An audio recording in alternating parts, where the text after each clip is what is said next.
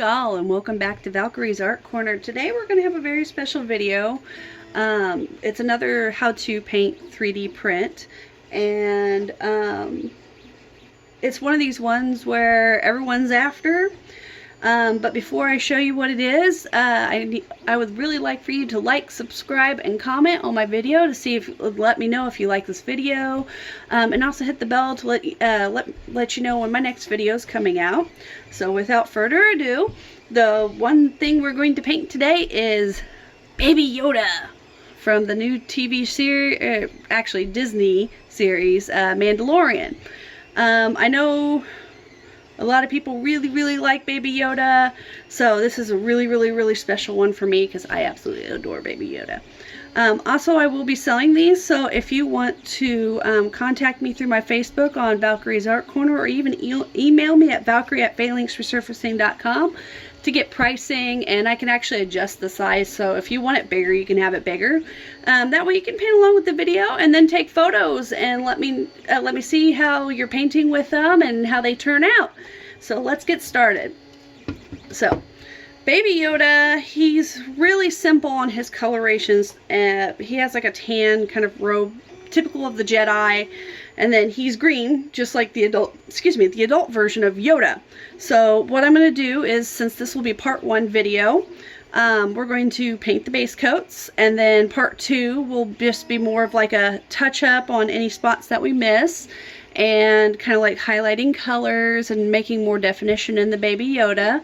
And then hopefully after that, that'll be the final video. So it might just be 2 or 3-parter, so I don't know, we'll just see how it goes with how the actual paint sets on it. So as with the drifter mask in my other video, it's already been primered, so it was gray beforehand, and it was sprayed with a paint and primer in one, so that's why he's super shiny at the moment, but that'll change eventually. And the colors we will be using today, just as your base ones, is Liquitex Heavy Body Chromium Oxide Green. So if you want to take a look at that, that's what I get from Michaels, and it's one of my favorite colors, especially doing landscape paintings. And then this one right here, I kind of do a mix, and this one you kind of have to shake up because it's more of a liquid. It's Apple Barrel's Nutmeg Brown. So if you want to take a look, I also get that from Michaels, or you can find it as like in the dollar bin area, so it doesn't have to be anything super expensive, or whatever colors that you like at the time. So right now we're just going to do base coats with these 2 colors. So what we will want to do is paint his body first, because when you paint and get up into here, it's going to get on his face and on the ears and on the hands, so we want to get that base coat painted first and then go into his face. And then eventually we'll get to the point to where we'll black out his eyes, because he's got these cute little black eyes. So I'm going to put the brown down and paint his body. And what I like to do to speed up the drying process, I use a blow dryer. So it's kind of one that I just use on for everything. So yeah, I'll eventually just use a blow dryer to kind of speed up the drying process, or I just might let it dry on its own, because sometimes you get better results when it's dried on its own. So I'm just starting off by just painting the base coat brown. See, I already got some on his face, but we can fix that. And then get up in all the nooks and crannies and just kind of just paint him all over. Again, this is a base coat, so it doesn't have to be pretty, it doesn't have to be neat, but we'll eventually get into like the details of it and everything like that. So, and see, with the base coat on the brown, just like in the drifter, it's going to have white lines and everything showing up, so eventually we're going to be able to just make it one solid color without all the extra lines.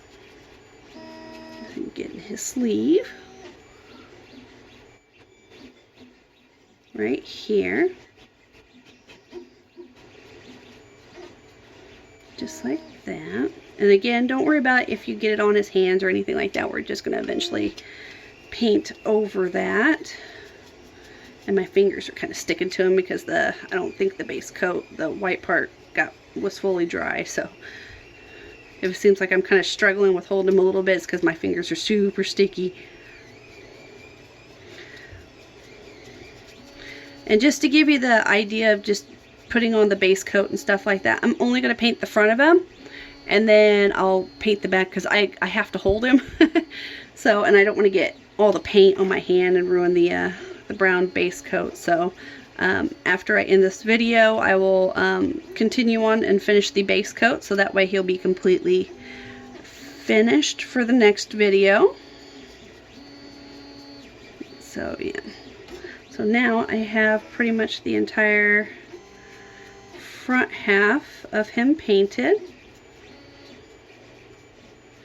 and then we'll want to do the same thing for his head. So he's already starting to come together. So when you paint, remember to just rinse out your brush when you're switching in between colors, and to get it as dry as possible, so that way if you're trying to paint with like a different color, you don't kind of drag the paint through and mix it. And then we just we'll continue on with the front half just like this,